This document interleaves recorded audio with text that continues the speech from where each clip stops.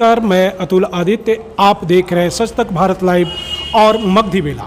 आज मैं बिहार शरीफ नगर निगम के एक वार्ड सदस्य के प्रत्याशी जो हैं उषा देवी, वार्ड नंबर 18 के, उनके प्रतिनिधि कुणाल जी से, जो कुणाल सर के नाम से प्रसिद्ध हैं, उनसे आज मैं आप लोगों का मुलाकात करवाना चाहता हूं। उनकी जो समस्याएं हैं उनके वार्ड के, उससे रूबरू आपको करवाऊंगा और उनके भविष्य में जो योजनाएं हैं चुनाव संबंधी, उससे भी मैं आपको रूबरू करवाऊंगा। आइए मैं बात करता हूं कुणाल जी से। कुणाल जी, मेरे चैनल में आपका स्वागत है। धन्यवाद। आप संभावित प्रत्याशी हैं, आपके माताश्री प्रत्याशी हैं उषा देवी, तो किस सोच के साथ आप चुनाव के में उतरे हैं? हम विकास के मुद्दा को लेकर उतरे हैं। इस नगर निगम में वार्ड नंबर 18 में जो विकास अभी तक नहीं हुआ है, हमारे पुराने वार्ड पार्षद हमारे वार्ड में जो विकास नहीं किए हैं, उन सारी मुद्दाओं को लेकर के जो सरकारी योजनाओं को धरातल पर नहीं उतारे हैं, बहुत सारी जनता को जो सुख सुविधा मिलना चाहिए उसको नहीं मिला है, उसको दिलाने के लिए इस चुनाव में हम उतरे हैं। क्या कारण मानते हैं कि अभी तक लोगों को वो सुविधाएं मुहैया नहीं कराया जा सका? इसके पीछे क्या रीज़न मानते हैं आप? वे अपने आप में कुछ बिजी रहते थे और छोटे लोगों पर या जो गरीब लोगों पर उतना खरा नहीं उतरे। वे बराबर आपके निवर्तमान जी वार्ड वार्ड पार्षद हैं। हुए। क्या नाम है उनका? धनंजय कुमार। धनंजय कुमार। तो जो मूल समस्या है आपके यहाँ, मूल समस्याएं क्या क्या हो सकती है? हमारे यहाँ मूल समस्या प्रधानमंत्री आवास योजना के तहत जिन लोगों को अभी मकान मिलना चाहिए था वो अभी नहीं मिल पाया है। बहुत सारे लोगों को राशन कार्ड बना भी है तो कुछ किसी का नाम कटा हुआ है और बहुत सारे का राशन कार्ड अभी तक बना भी नहीं है। आंगनबाड़ी केंद्र में जो सुख सुविधाएं मिलना चाहिए बच्चों को, वो भी नहीं मिल पाता है।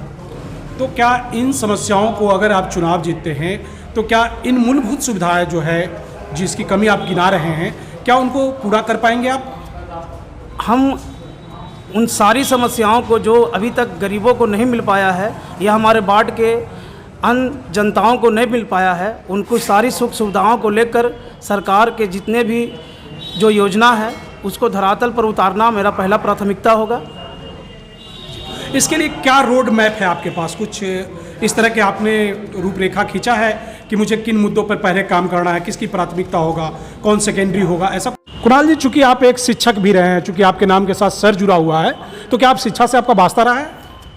मेरा पहला प्राथमिकता तो शिक्षा से ही है और शिक्षा हमारे वार्ड में जिन बच्चों को नहीं मिल पा रहा है उनको हम सही तरीके से शिक्षा दिलाने का काम करेंगे। तो इस शिक्षा दिलाने के लिए क्या रोड मैप है आपके पास? बच्चों को निजी शिक्षा दिलाएंगे या जो विद्यालय में असुविधाएं हैं उनको ठीक करने की कोशिश करेंगे? क्या करेंगे? जो विद्यालय में जो बच्चे पढ़ते हैं उनको छात्रवृत्ति बहुत सारे बच्चों को नहीं मिल पाता है, उनको दिलाने का भी काम करेंगे। और हमारे वार्ड में जितने भी विद्यालय हैं उन विद्यालयों में सही तरह से पठन पाठन का जो प्रक्रिया नहीं चल रहा है उसको भी सही तरह से उसको करवाने का काम करेंगे।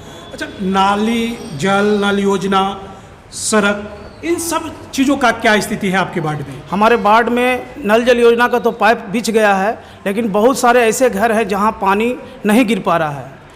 बहुत दिन 15 साल हमारे वार्ड पार्षद रहे, लेकिन 15 साल के बाद अब जा कर के जो है नल जल योजना का पाइप बिछाए हैं, लेकिन सबको लगा था कि पानी पाइप बिछ गया है तो पानी भी अब गिरेगा, लेकिन जहाँ तहाँ कहीं कहीं पानी गिरता है तो कहीं पूरा पानी गिरवे नहीं करता है। तो इसका क्या कारण है?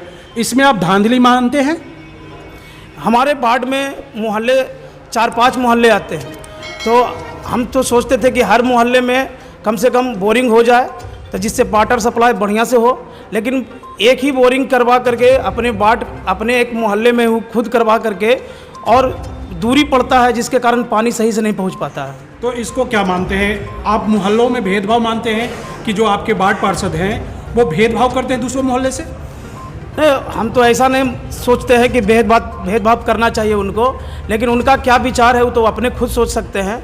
लेकिन हमारे वार्ड में और भी बहुत सारे ऐसे ज़मीन थे जहाँ पे बोरिंग हो सकता था, सरकारी ज़मीन था, लेकिन वे उन सारी ज़मीनों को खोज भी नहीं करते हैं कि कहाँ और ज़मीन है, कहाँ सामुदायिक भवन बनना चाहिए। जैसे हमारे वार्ड में जो स्कूल है बहुत दूरी पर पड़ता है, जब हम अपने मोहल्ले से उस अपने वार्ड के ही किसी स्कूल में जाते हैं बच्चों को नामांकन कराने में, तो वहाँ पर वे खुद कहते हैं, वहाँ के जो मैडम रहते हैं, कि हमारे पोषक क्षेत्र में यह क्षेत्र नहीं पड़ता है। तो हम चाहते थे कि हमारे मोहल्ले में भी एक स्कूल होना चाहिए था, जिससे हमारे बच्चे हमारे घर के पास ही पढ़े।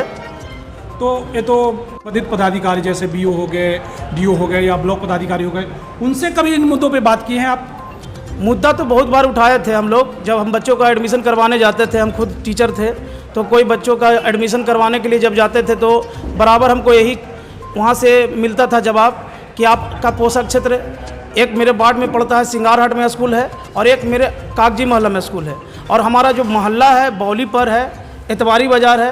तो बौली पर के जो भी बच्चे जाते थे सिंगारहाट में एडमिशन कराने, तो उनको कहा जाता था कि यहाँ सीट फुल है, आप चल जाइए एक कागजी मोहल्ला।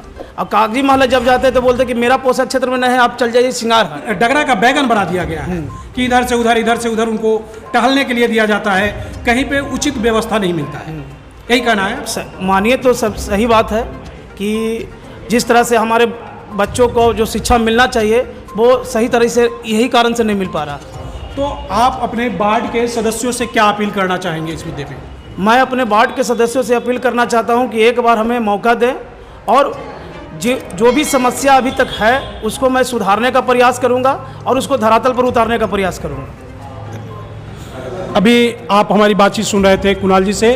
कुणाल जी ने कहा है कि अगर मैं चुनाव जीतता हूं तो मैं लोगों की वो हर समस्या को दूर करने का प्रयास करूंगा जो प्राथमिक तौर पर उनके आसपास बने हुए हैं, और उनको पूरी तरह से समाप्त कर एक स्वच्छ, सुंदर और अच्छी वार्ड बनाने की कोशिश करेंगे। धन्यवाद।